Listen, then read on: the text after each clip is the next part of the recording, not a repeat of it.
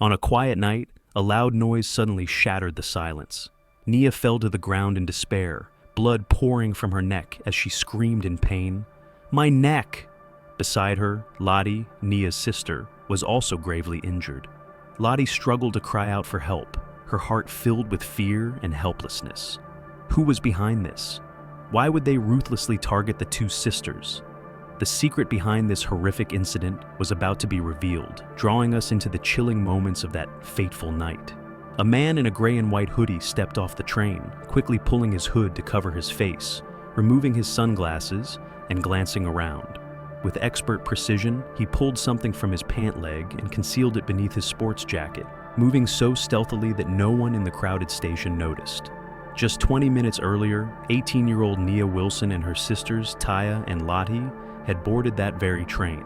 Surveillance cameras captured the mysterious man following them, silently choosing a seat nearby. At the next few stops, he put on his sunglasses and kept his eyes locked on the three sisters. Around 9:35 p.m., Nia, Taya, and Lati exited the train to transfer lines. The man quietly followed them. While waiting for the next train, the girls called their father to let him know they were almost home. But just minutes later, a nearby police officer recorded footage of the man sprinting by, pointing towards the platform and shouting that someone had been attacked. The officer immediately rushed to the scene. Once again, surveillance cameras revealed the man exiting a bus near the station before disappearing. On July 22, 2018, at around 9:45 p.m., the girl's father received an urgent call from Taya. Over the phone, he could only hear Taya repeatedly asking, "Why?" and thought it might just be a minor argument on the train. Without hesitation, he drove to MacArthur Station, knowing his daughters were in danger. When he arrived, he was met with a heartbreaking sight: ambulances and police surrounding the area. Taya was rushed into an ambulance, her arm bleeding profusely. She told her father just one thing: "Go check on Nia." He rushed to the platform, and before his eyes was a sight he would never forget: Nia's lifeless body lying there. Less than 3 minutes after being stabbed in the neck, Nia was gone forever. The father could not accept the horrible truth. He faced an even more painful task: notifying Nia's mother, Alicia.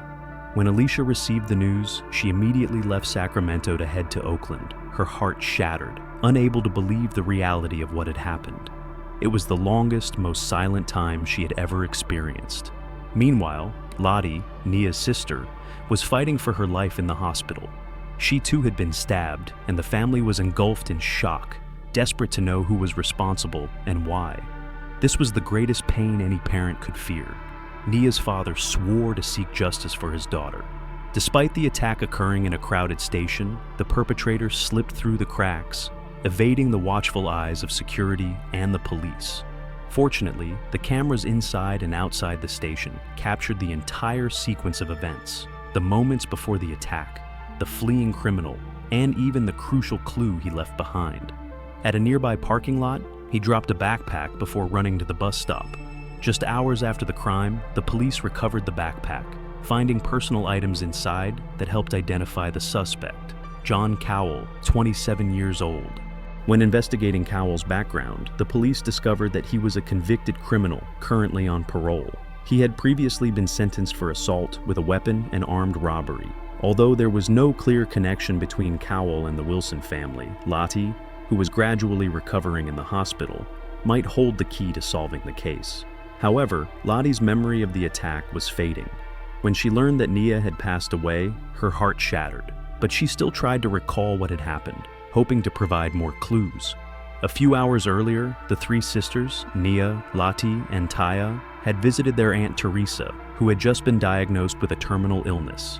The family hosted a celebration of life for her, and around 9 p.m., the three sisters boarded a train at Concord Station to head home. As they stood on the escalator, fate intervened. Surveillance cameras showed Cowell observing them for 15 minutes while waiting for the train, seemingly planning his next move. As the girls approached the train doors, he pulled his hoodie over his head, put on his backpack, and followed them onto the train, sitting close by. Over the next few stops, he did not approach them, quietly watching from a distance. When the train arrived at MacArthur Station, the three sisters prepared to transfer lines. Taya went ahead to catch the next train while Lati and Nia waited on the platform.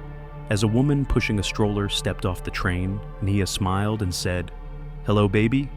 But just a second later, tragedy struck. A loud noise echoed and Nia fell, screaming in pain. "My neck!" Lati was frozen in shock, then realized Nia had been stabbed twice in the neck, and she herself had been wounded. The attacker quickly fled as the train doors opened and then closed. Lati desperately cried out for help.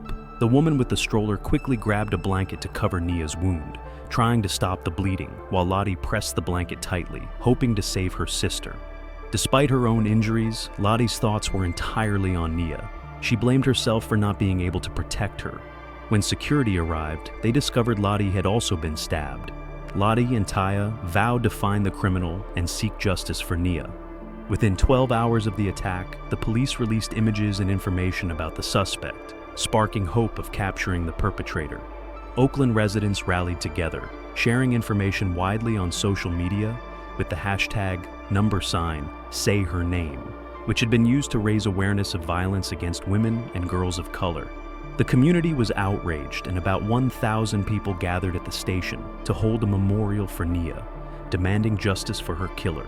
However, the perpetrator seemed to have vanished. But during the memorial, an anonymous call changed everything. The caller reported seeing Cowell on a train heading to MacArthur Station, the very place where the attack and memorial took place. It was unclear whether he had plans for another attack, but the police acted immediately.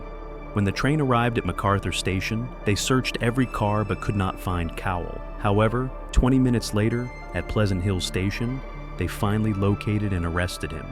Cowell did not resist or try to flee, and the manhunt ended less than 24 hours after the attack. Though he appeared cooperative on video, Cowell still tried to avoid responsibility. In February 2020, in court, he pleaded not guilty, claiming he had a mental illness and believed the two sisters were aliens who had kidnapped his grandmother. The prosecutor dismissed this, stating it was a tactic to avoid legal responsibility. When a video showing his deliberate actions was played, Cowell screamed, deliberately causing a disturbance. Despite being warned by the judge, he continued and was eventually escorted out of the courtroom. Surveillance footage showed that the attack had been carefully planned. Cowell prepared clothes to change into and deliberately targeted the two sisters, not anyone else. The prosecutor even considered adding hate crime charges. During the trial, Cowell tried to exaggerate his state of mind, but the judge was not convinced. In the end, he was convicted of the murder of Nia Wilson, the attempted murder of Lati, and aggravating circumstances related to the ambush. John Cowell was sentenced to life in prison without the possibility of parole. With the perpetrator now behind bars, Nia's family began their journey of healing. Though the road ahead remained long and difficult, they continued to live, each in their own way, forever carrying the memory of Nia with them.